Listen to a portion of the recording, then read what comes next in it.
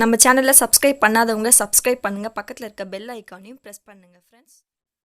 Friends நம்ம மணப்பெண் சமையலில் இன்றைக்கி என்ன பார்க்க போகிறோம்னாக்கா, ஒரு பழைய சாப்பாடு, அதாவது நைட்டு நீங்கள் சாப்பாடு மீந்துருச்சுன்னு தண்ணி ஊற்றி வைப்பீங்க, அந்த சாப்பாடை வச்சு ஒரு ஸ்நாக்ஸ் பார்க்கலாம். காலையில் எடுத்து வேஸ்ட்டாக கொட்டிடாதீங்க, இதில் ஒரு ஸ்நாக்ஸ் சூப்பராக பார்க்கலாம். அந்த சாப்பாடை நல்லா தண்ணியை பிழிஞ்சு நீங்கள் மிக்ஸி ஜாரில் போட்டுட்டு நல்லா பேஸ்ட் பண்ணிவிடுங்க. பேஸ்ட் பண்ணிட்ட பிறகு நம்ம என்ன பண்ணலான்னா, இது ஒரு பவுலுக்கு ட்ரான்ஸ்ஃபர் பண்ணிடலாம். இப்போ நீங்கள் என்ன பண்ண போகிறீங்கனாக்கா, ஒரு 1/2 ஸ்பூன் அளவுக்கு ஓமம் இருந்தால் அது நல்லா கையில் தேய்ச்சி அந்த ஸ்மெல் வெளியே வந்த பிறகு நீங்கள் இதில் சேர்த்துருங்க. இப்போ 1 ஸ்பூன் அளவுக்கு வெள்ளை எள் இருந்தால் ஆட் பண்ணிக்கோங்க. இது எல்லாமே ரொம்ப ரொம்ப ஹெல்தி, உடம்புக்கு வேறு, அதனால தான் ஆட் பண்ணுறோம். இப்போ இந்த கப்பு சைஸில் நான் 2 கப் அளவு அரிசி மாவு சேர்த்துக்கிறேன். இப்போ 1 கப் அளவு நான் கடலை மாவு சேர்த்துக்கிறேன்.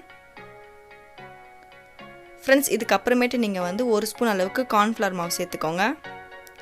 கொஞ்சமாக உப்பு போட்டுக்கோங்க.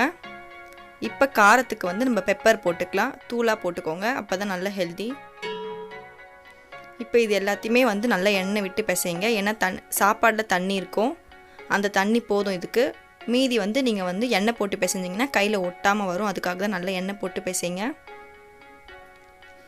நான் பாருங்கள் எண்ணெய் போட்டு பிசைஞ்சிட்ருக்கேன். இப்போ நம்ம என்ன பண்ணலான்னாக்கா, ஒரு ஆயில் பேப்பர், அதாவது எண்ணெய் வாங்குவீங்க இல்லையா, அந்த பேப்பர் இருந்துச்சுன்னா அதை எடுத்துக்கோங்க. அதில் நல்லா எண்ணெய் தடவிக்கலாம். அதுக்குள்ளே நம்ம எண்ணெயை நல்லா சிம்மில் வச்சு நல்லா காய வச்சுருங்க. இப்போ உங்களோட முறுக்கு குழா இல்லைனா இடியாப்பா குழா ரெண்டுத்தில் ஏதாவது எடுத்துக்கோங்க.